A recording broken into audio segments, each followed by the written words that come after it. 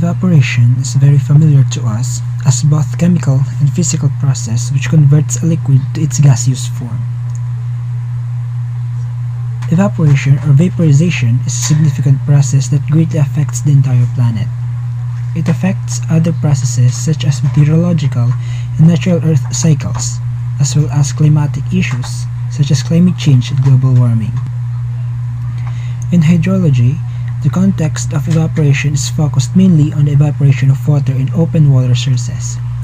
However, the discipline also asserts that the evaporation is also accompanied by the flow of water in its evaporation from biotic components of environment such as the vegetation. This process of movement of water in biotic components of environment is called transpiration. These two, evaporation and transpiration, are being considered when studying the effects and measurement of evaporation. This too is often known in a single term called evapotranspiration, which is the combined process of the two. Evaporation is a natural process, and therefore it is being influenced generally by naturally occurring factors. These factors include heat and temperature, density of the water, presence of other substance in a liquid, air movement and wind velocity, relative humidity, vapor pressure, and net radiation flux. Evaporation is a phase change that occurs when heat is induced in the water system and temperature started to rise. Molecules in the water is composed of light and heavy molecules that is being bonded by intermolecular forces of attraction. In order for evaporation to occur, these forces of attraction must be broken and molecules must be located in the surface of the water. These intermolecular forces of attraction can be broken when a specific heat requirement is added to the water system. This heat requirement is called the latent heat or enthalpy.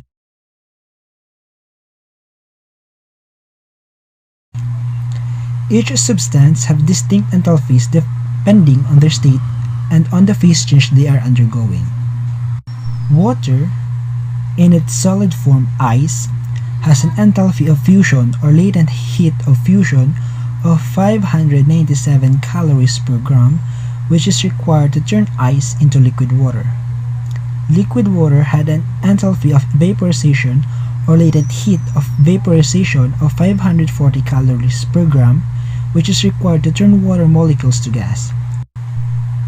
Any phase change can be represented in a graphical phase diagram.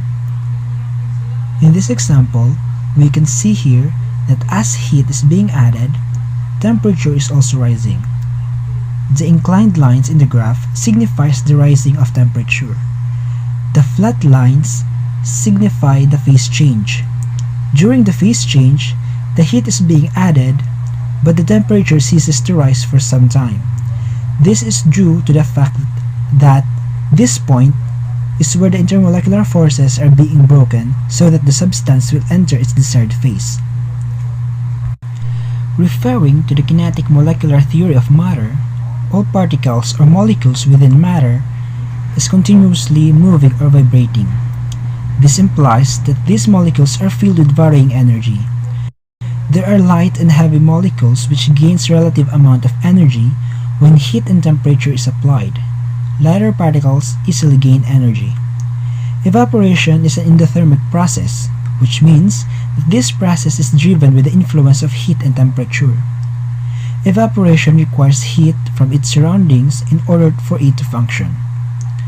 When the heat requirement or the latent heat of vaporization is achieved, the intermolecular forces between the molecules are being broken and water molecules are gaining more kinetic energy, making them move with higher velocities. When these energized water molecules gathered enough kinetic energy, they are able to escape the system in a form of well-dispersed collection of water molecules in a form of vapor. In an open water system, the process of evaporation started when heat is added to the water system. Under normal circumstances, water molecules are stable and moving at slow velocities.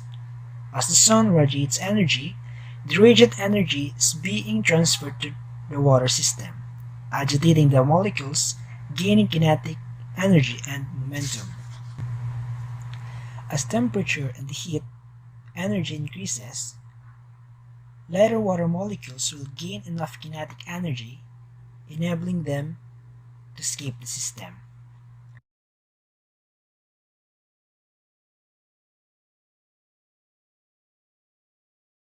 The energized molecules won't directly rise to the atmosphere. They will be first accumulated on the layer of air just above the water surface. In a closed water system, the accumulated water vapor will allocate the vapor capacity of the air layer above the water surface. Vapor capacity refers to the maximum amount of vaporized water molecules that the air can accumulate. At this point, the vaporized water molecules will exert an upward force called saturated vapor pressure, denoted as E sub S. At the same time, the air will also exert a force as a response and is called the air vapor pressure, denoted as E sub A. If these two forces become equal in magnitude, evaporation ceases to continue. This stage is called the equilibrium phase. Equilibrium phase is only existent to a closed water system.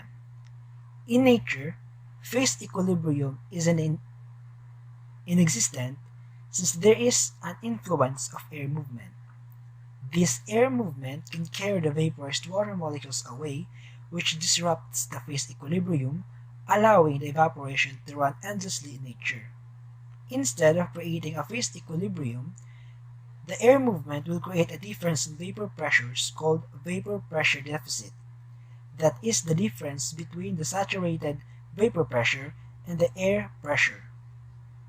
According to John Dalton, the evaporation rate is directly proportional to the vapor pressure deficit, and established on his equation E is equals to C times the vapor pressure deficit. That equation is also called Dalton's law. Factors that affect evaporation. There are two major factors responsible for evaporation: the meteorological factors and the physical factors. Under the meteorological factors are the available quantity of water, solar radiation, air pressure and wind, the specific and relative air humidity, and also the air and water temperatures. While the depth of the free water surface, the shape of the free water surface, and the water salinity are the physical factors that have a major interference in the evaporation process. The first factor under meteorological is the available water quantity.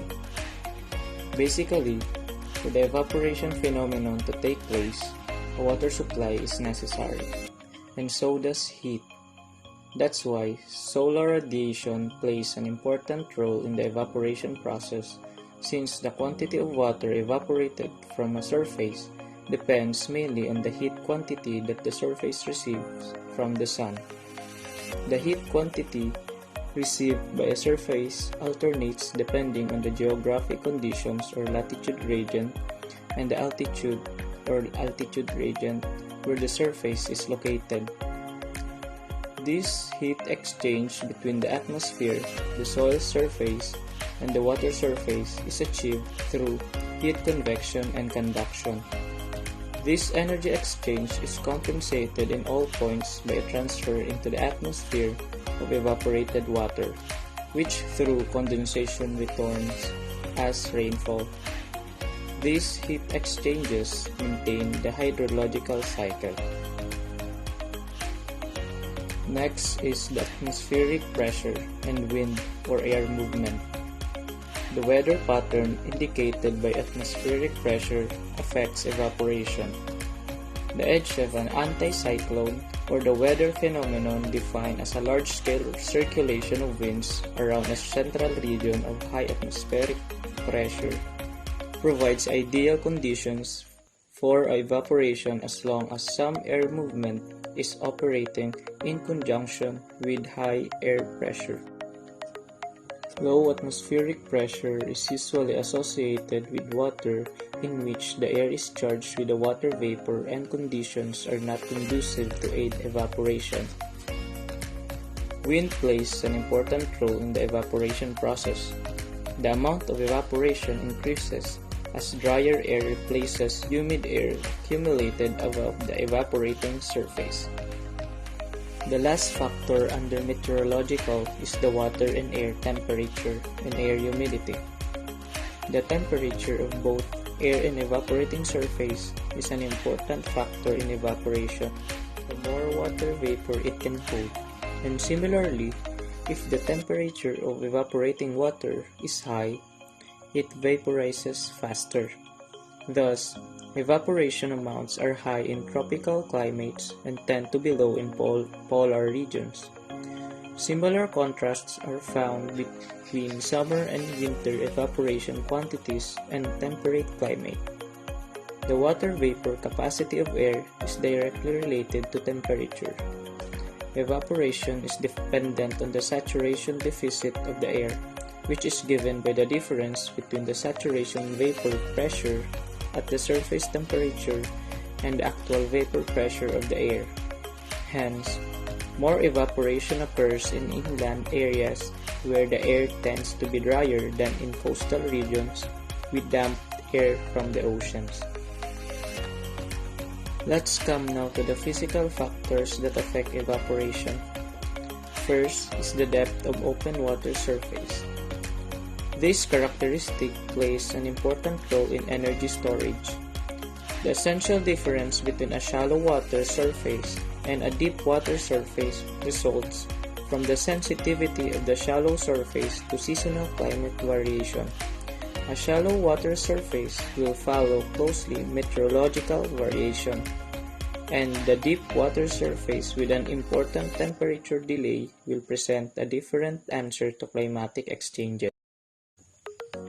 Next is the shape of open water surface. The nature of the evaporating surface affects evaporation by modifying the wind pattern. For example, over a rough, irregular surface, friction reduces the wind speed but tends to cause turbulence, so that with an induced vertical component of the wind, evaporation is enhanced.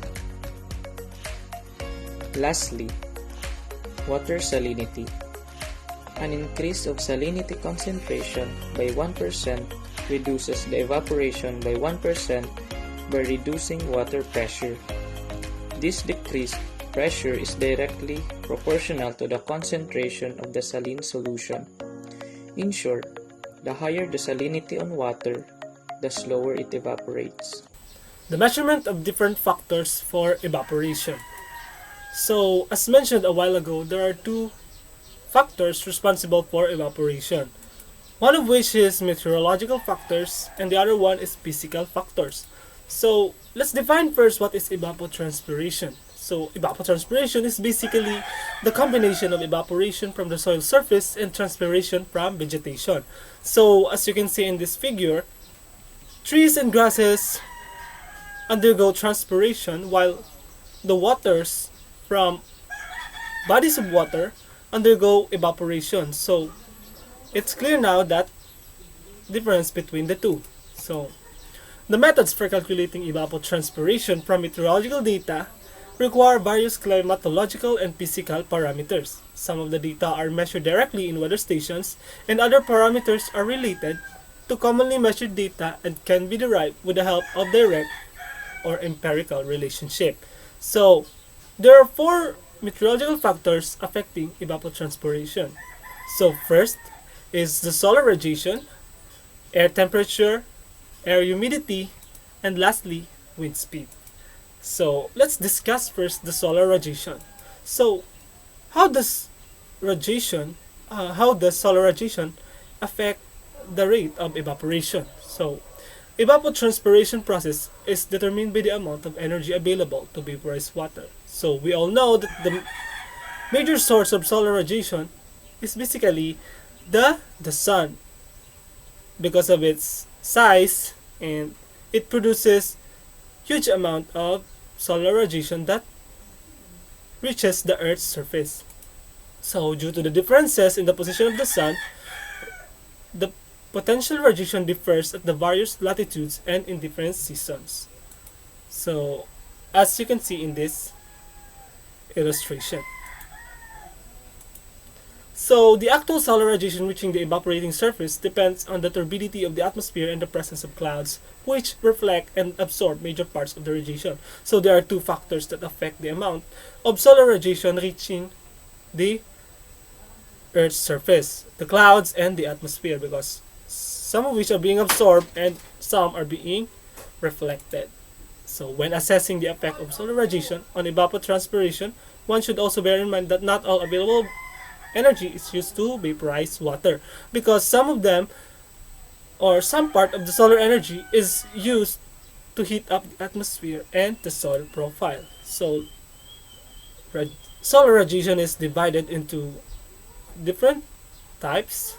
First is extraterrestrial radiation, RA. The radiation striking a surface perpendicular to the sun rays at the top of the Earth's atmosphere with a constant 0.082 megajoules per square meter minute. So,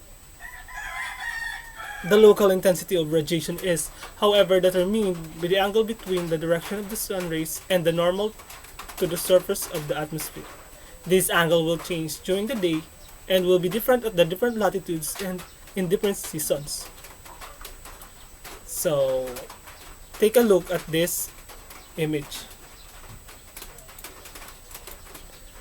Thus, extraterrestrial radiation is given by the formula. So, it's divided into two.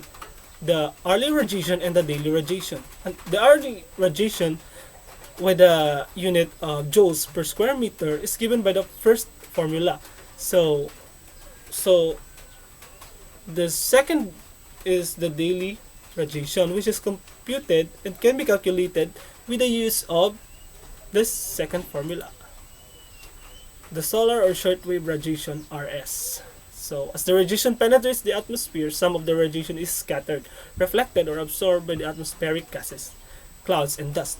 The amount of radiation reaching the horizontal plane is known as the solar radiation. So, the shortwave radiation is basically the remaining radiation that is not trapped in the clouds and successfully reaches the Earth's surface. So for a cloudless day, RS is roughly 75% of extraterrestrial radiation. On a cloudy day, the radiation is scattered in the atmosphere, but even with extremely dense cloud cover, about 25% of the extraterrestrial radiation may still reach the Earth's surface, mainly as diffuse sky radiation.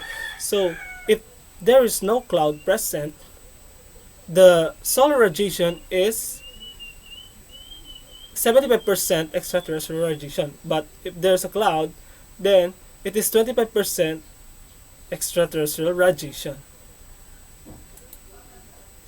Another type is the relative shortwave radiation, RS per RSO. So, the relative shortwave radiation is the ratio of the solar radiation RS to the clear sky solar radiation.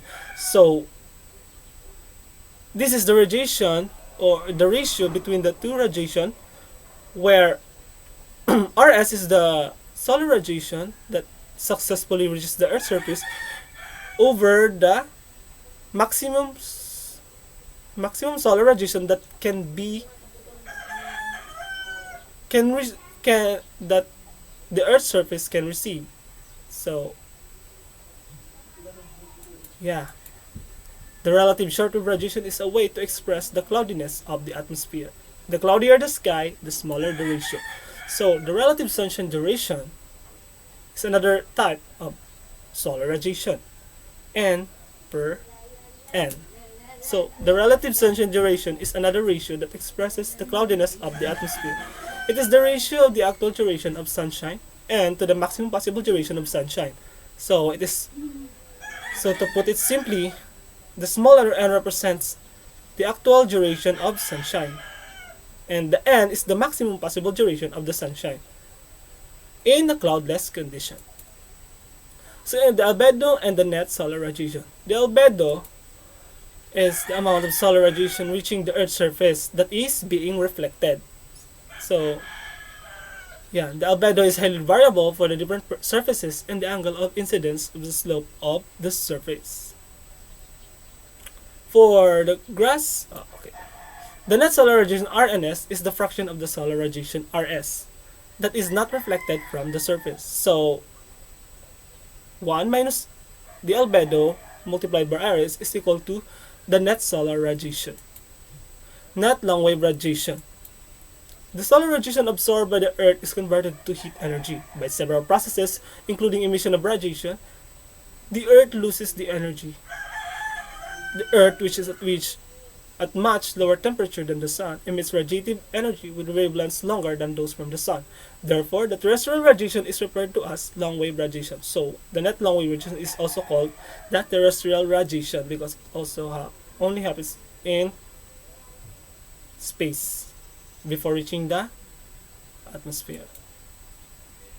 So, the net radiation. The net radiation Rn is the difference between incoming and outgoing radiation of both short and long wavelengths. It is the balance between the energy absorbed, reflected, and emitted by the Earth's surface as the difference between the incoming net shortwave Rs and the net outgoing long wave RNL radiation. Rn is normally positive during the daytime and negative during the nighttime. So let's come now to another factor, which is the air temperature or the hotness of air. So the solar radiation absorbed by the atmosphere and the heat emitted by the Earth increase the air temperature. So, in short, solar radiation aids the air temperature or increases the air temperature, and the sensible heat of the surrounding air transfers energy to the crop and exerts a controlling influence on the rate of evaporation. So, the higher the air temperature, the greater the evapotranspiration for plants and water. So, air humidity. Well, the energy supply from the sun and surrounding air is the main driving force for the vaporization of water. The difference between the water vapor pressure at the evapotranspiring surface and the surrounding air is the determining factor of vapor removal. While watered fields in hot, dry, and arid regions consume large amounts of water due to the abundance of energy and the desiccating power of the atmosphere. So, air humidity is the moisture on air. So, the greater the air humidity, the lesser or the lower the evaporation rate. The last factor that affects the rate of evaporation is wind speed. So the process of vapor removal depends to a large extent on wind and air turbulence, which transfers large quantities of air over the evaporating surface. When vaporizing water, the air above the evaporating surface becomes gradually saturated with water vapor. So the wind speed is responsible for carrying the water vapor to the air. So the evapotranspiration demand is high in the hot and dry weather due to the dryness of the air, and the amount of energy available is direct solar radiation and latent heat. So under these circumstances, much water vapor can be stored in the air, while wind may promote the transport of water, allowing more water vapor to be taken up. So on the other hand, under humid weather conditions, the high humidity of air and the presence of clouds cause the evaporation rate to be lower. Consequently, the wind speed affects the evapotranspiration rate for a far lesser extent than other arid conditions, where small variations in wind speed may result in larger variations in the evaporation rate, as explained in this illustration. So let's come now to atmospheric parameters. First is the atmospheric pressure. This is the atmospheric pressure, P, is the pressure exerted by the weight of the Earth's atmosphere. Evaporation at high altitudes is promoted due to low atmospheric pressure, as expressed in the psychrometric constant. The effect is however small, and in calculation procedures, the average value for a location is sufficient. So, the higher the altitude, the lower the atmospheric pressure, and the higher the evaporation rate, and vice versa. So, atmospheric pressure P, in the simplification of the ideal gas law, assuming 20 degrees for a standard atmosphere, can be employed to calculate P as, where P is an atmospheric pressure in kilopascal, and Z is the elevation above sea level in meters, and 101.3 kPa is the standard atmospheric pressure, and 293 is 20 degrees Celsius in Kelvin. So the latent heat of vaporization is the second one. The latent heat of vaporization expresses the energy required to change a unit mass of water from liquid to water vapor in a constant pressure and constant temperature processes. And the value of the latent heat varies as a function of temperature. At high temperature, less energy will be required than at lower temperatures. So the psychrometric constant is the ratio of the specific heat of moist air at a constant pressure to latent heat of vaporization of water. So it's given by the formula where psychrometric constant is the Y and P is the atmospheric pressure in kilopascal, and the inverted Y is the latent heat of vaporization, C as the specific heat, and the letter E is the ratio molecular weight of water vapor over dry air. So here's an example to better understand atmospheric pressure. So determine the atmospheric pressure in the psychrometric constant at an elevation of 1800 meter. So using the formula for pressure in psychrometric constant, we can calculate the value of P using substitution by the given values. And then we can get the final answer. Air humidity. Air humidity is the water content of the air that can be expressed in several ways. In agrometeorology, vapor pressure, dew point temperature, and relative humidity are common expressions to indicate air humidity. Under it is vapor pressure. So the vapor pressure, according to Dalton's law of partial pressures, it states that the pressure exerted by a gas, its vapor pressure, is independent of the pressure of other gases. Just take a look at this photo and you will understand what it means. So the vapor pressure E of the water vapor is given by the ideal gas law as, where T is the absolute temperature in Kelvin and RV is the gas constant for water vapor. And if the total pressure exerted by moist air is P, then P minus the vapor pressure is the partial pressure due to the dry air. Vapor pressure can be measured indirectly with psychrometers, which measure the temperature difference between the two thermometers, the so-called dry and wet bulb thermometers. One great example is the sling psychrometer.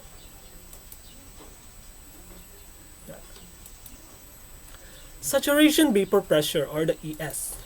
For a given air temperature, there is a maximum moisture content the air can hold, and the corresponding vapor pressure is saturation vapor pressure. At this vapor pressure, the rate of evaporation and condensations are equal. Over a water surface, the saturation vapor pressure is related to air temperature with equation. Yan. Where ES is in Pascal, PA is equal to Newton per square meter, and T is in air temperature in degrees Celsius. The mean saturation vapor pressure. Due to the non-linearity of the above equation, the mean saturation vapor pressure for a day, week, decade, or month should be computed as the mean between the saturation vapor pressure at the mean daily maximum and minimum and air temperatures for that period. That is,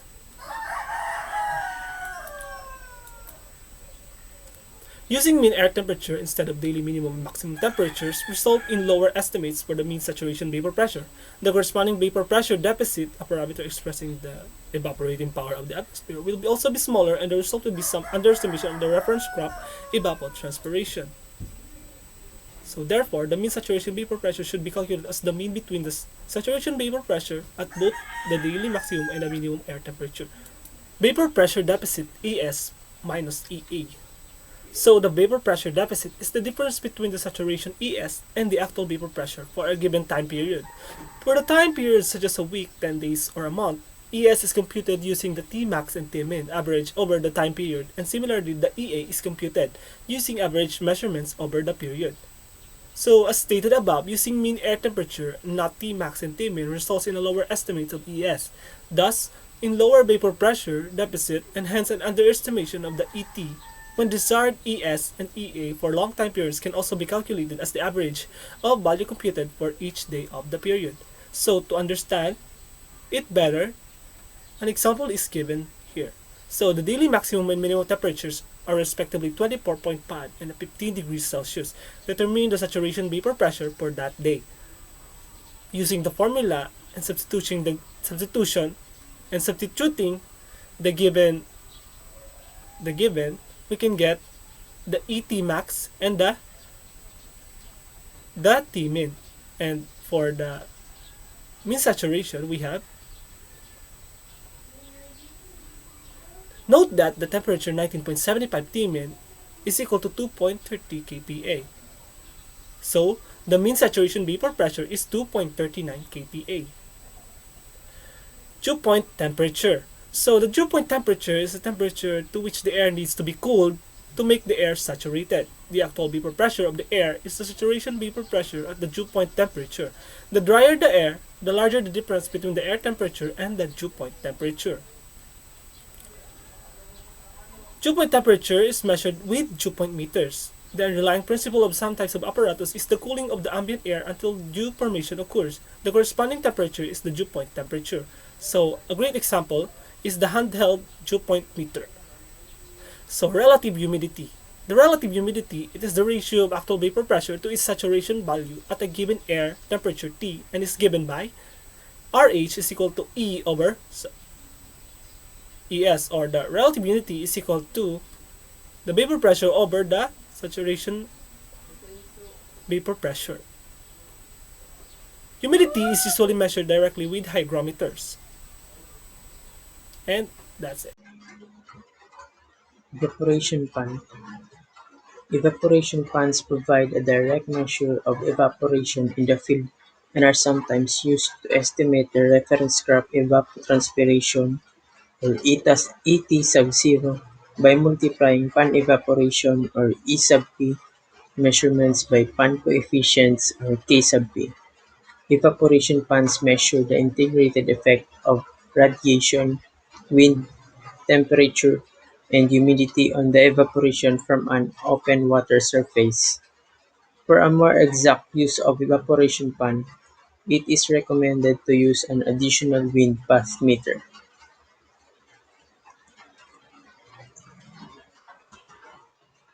The most commonly used pan design in the United States is the U.S. Weather Bureau Class A pan, which is 120.7 centimeters or 4 feet in diameter, 25 centimeters or 10 inches deep. The pan is mounted on a wooden frame in a slatted platform 15 centimeters or 6 inches above the ground level. The soil is built up to within 5 centimeters or 2 inches of the bottom of the pan, and the pan should be surrounded by short grass turf 4 to 10 centimeters or 1.5 to 4 inches high that is well irrigated during the dry season. The pan is filled to a depth of 20 centimeters or 8 inches, which is within 5 centimeters or 2 inches of the rim. The water level should not fall more than 7.5 centimeters or 3 inches below the rim, and the water should be regularly renewed at least weekly to eliminate excessive turbidity. So the diameter of the Class A pan is 120.7 centimeters and water level should not fall more than 7.5 centimeters. And the wooden platform is 15 centimeters above the ground level.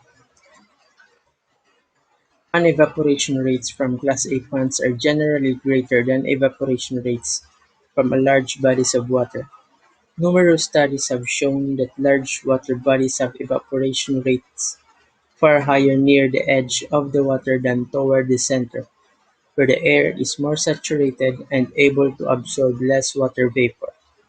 The small size of an evaporation pan means that the whole pan is effectively an edge and will have higher evaporation rates than much larger bodies of water.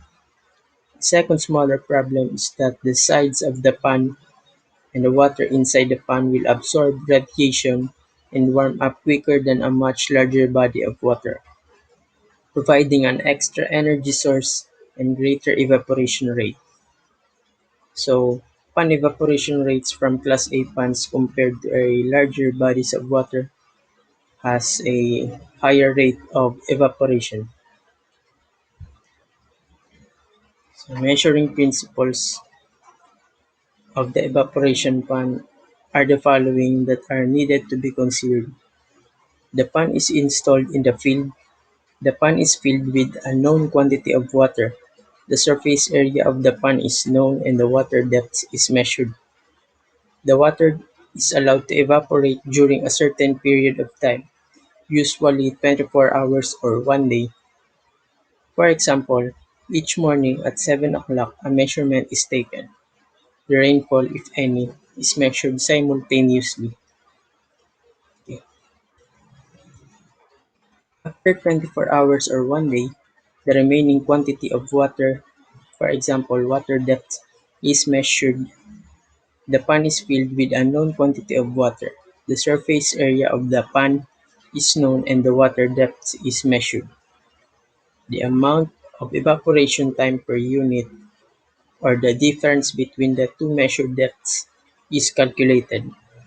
So this is the pan evaporation, or E sub P, that is expressed in millimeters per 24 hours or 1 day.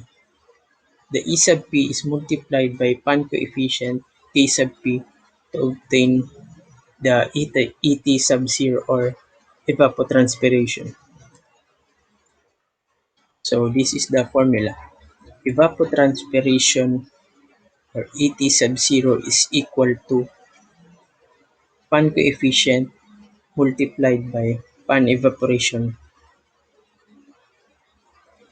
If the water depth in the pan drops too much due to lack of rain, water is added and the water depth is measured before and after the water is added. If the water level rises too much due to rain, water is taken out of the pan and the water depths before and after are measured.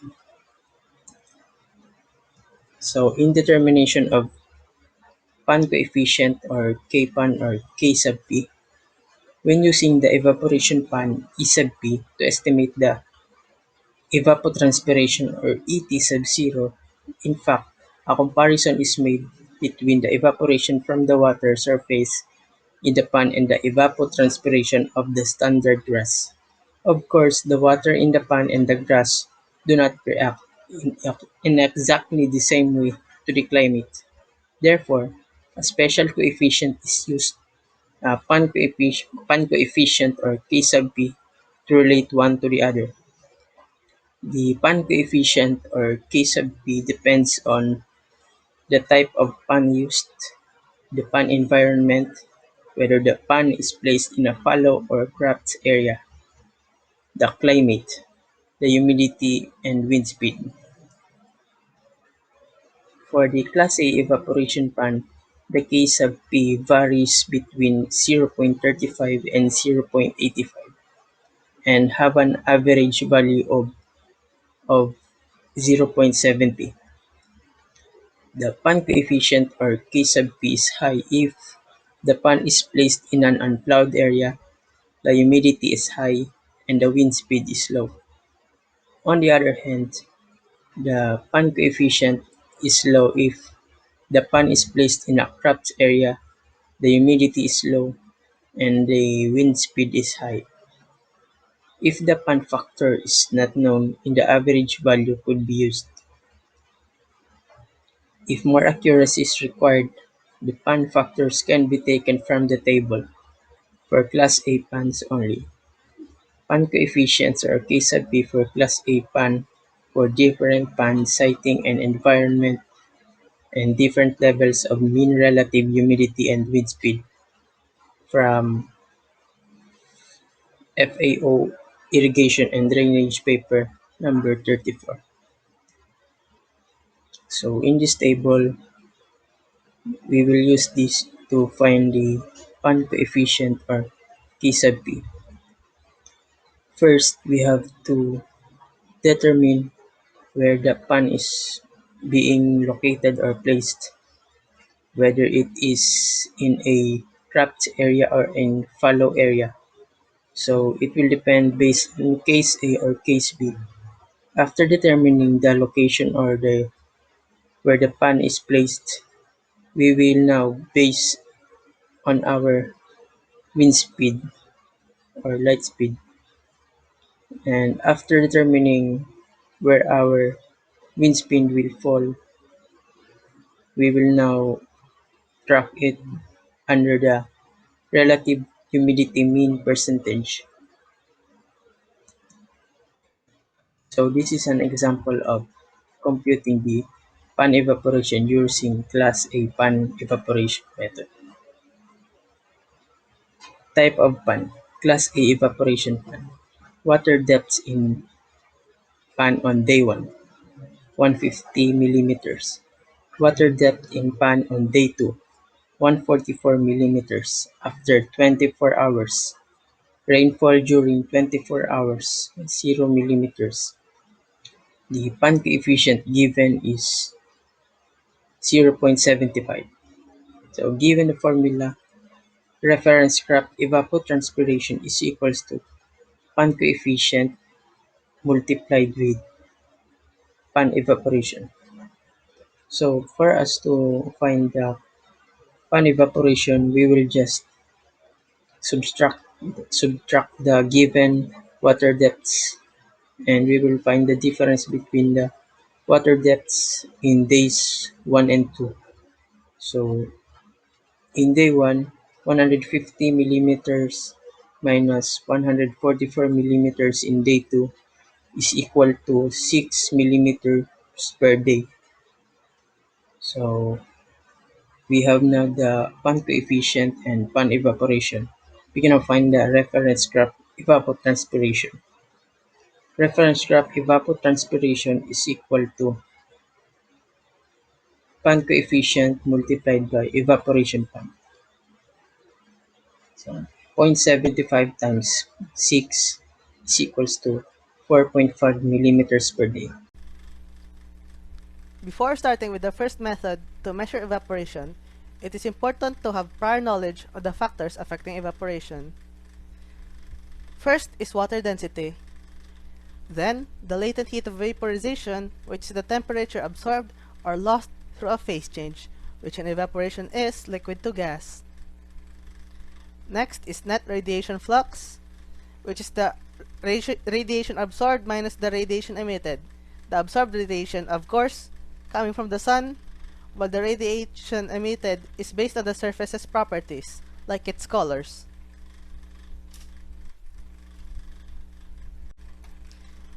And with that mentioned, we can now start with the energy method, which is basically finding the rate of evaporation by dividing the net radiation with the product of the latent heat of vaporization and the density of water. More information about the energy balance method is that it is more often used for estimating the amount of evaporation from large bodies of water, like lakes and reservoirs. Starting with the parts of the formula, to find the net radiation, you follow this equation where input the incident radiation, the albedo, which is the fraction of radiation reflected, and the radiation emitted, which can be found by finding the temperature in Kelvin, the emissivity of the surface, and the Stefan-Boltzmann constant, which is this number here. Then you can find the latent heat of vaporization in kilojoules per kilogram using this formula.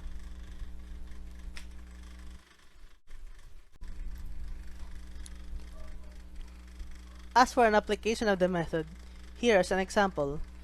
On the 24th of January 2013, in the Upper Brushy Creek watershed, the net radiation averaged over the day from the National Land Data Assimilation System is 52 watts per meter squared. The average air temperature through the day is 17 degrees Celsius. Compute the corresponding potential evaporation rate using the energy balance method. And this question can be solved with the help of this table, showing the water density corresponding to a certain temperature and latent heat of vaporization. And using the table from earlier, we can use this equation where L is equal to the product of the density of water and the latent heat of vaporization, which is the latent heat of factor given in the table. For a temperature of 17 degrees Celsius, the corresponding factor is L equals to the 28.89 watts per meter squared per milliliter per day. Hence, the potential evaporation by the energy balance method for a net radiation of 52 watts per meter squared is 1.80 millimeters per day. So now we're going to talk about available methods for estimating evaporation from open water using the aerodynamic method. So what is the aerodynamic method and when do we use it? It is a method used to determine evaporation when the controlling factor is the ability to transport vapor. It is a method used when the heat energy supply is absent. So unlike the energy method, this one uses the speed of wind as a measuring factor to determine evaporation. The aerodynamic method is concerned on factors which is governed by the humidity gradient and the wind speed. So we're gonna go to the formula. So the formula for aerodynamic method, um, it is this one. E sub A is equal to B multiplied by the quantity E sub AS minus E sub A, where EA is evaporation estimated by aerodynamic method. It is in meters per second, but we need to get it in millimeters per day. So the EAS is saturation vapor pressure at ambient temperature, and EA is actual vapor pressure estimated using dew point temperature. And the T is the temperature in Celsius, and the B is the vapor transfer coefficient. As you can see here, there are two ways in getting the B. So one is V is equal to 0.102 U sub 2 all over the quantity Ln Z sub 2 over Z sub 0 squared. We're only going to use this formula if the water surface roughness is present. But if not, we're just going to use this one. The B is equal to 0.027 multiplied by the quantity 1 plus U over 100. So the difference between them is the presence and absence only of water surface roughness. So let's try doing some problems. On January 24, 2013, the observed climate data at Austin Bergstrom Airport, the data are temperature 17 degrees Celsius, the relative humidity is 83%, and the wind speed is zero point 0.9 meters per second. Determine the potential evaporation by aerodynamic method. Since in this problem the water surface roughness is not present, so we're gonna use the second formula for getting the value of B. So um,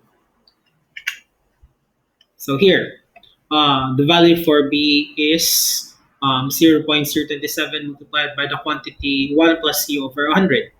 We're gonna convert first our U to kilometers per day, and we have here the conversion factor. We're gonna multiply 0.9 meters per second to 86,400 seconds, and we're gonna divide it by 1,000 meters, so that we would get 77.76 kilometers per day.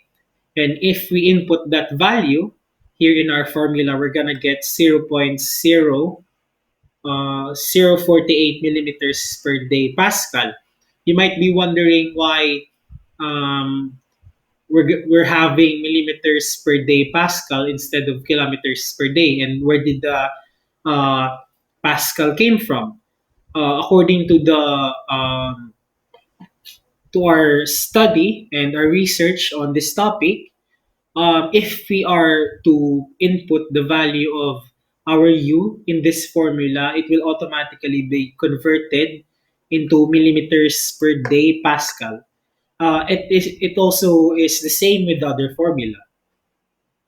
And we're gonna proceed. So we're now gonna solve for E sub AS. And to solve that, we're just gonna input our temperature in this formula. And by doing so, we will be arriving at our ES, which is 1938.36 pascals. And we know that in order to get our E sub A, we need our E sub AS. And to get our E sub A, we're going to multiply it by our relative humidity. So our relative humidity is 83%. So that's 0.83. We're going to multiply it to 1938.36. And we're going to get our E sub A. And it is 1606.83 88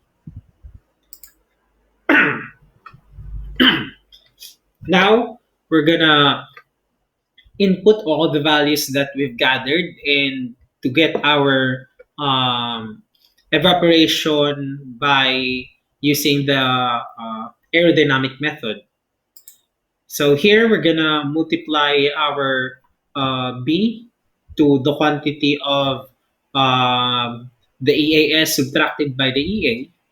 So the EAS subtracted by the EA will be 329.52 and the Pascal will be cancelled. So our final answer for this one is 1.58 millimeters per day. So the evaporation due to that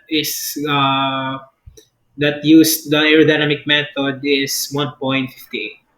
So now we're gonna try another problem using the other formula.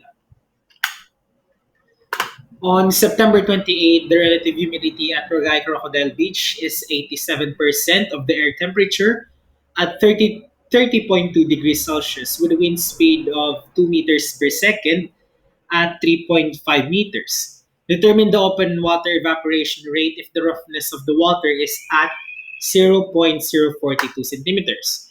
Now, there is a value for the roughness of water here, and as well as for the height by which the speed of the wind is. So we're gonna use the other formula. So solving for B. So we have here this formula. We're gonna input our value, and since our the height of our the speed of wind is at meters, we're going to convert it into centimeters.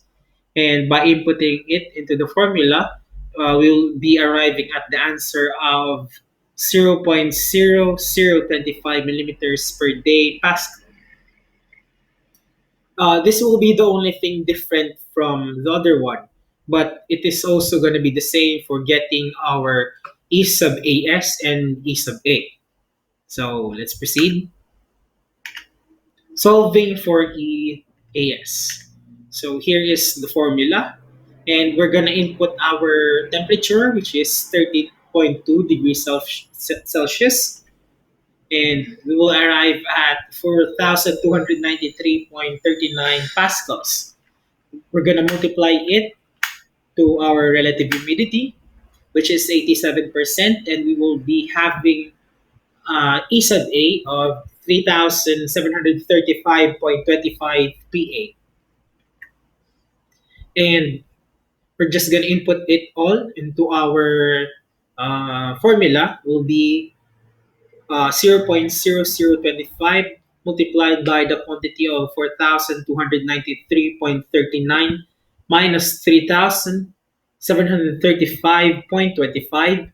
Our EA will be 1.39535 millimeters per day. And if we're gonna round that off to the nearest hundreds. We're gonna arrive at 1.4 millimeters per day. And that's all. Thank you.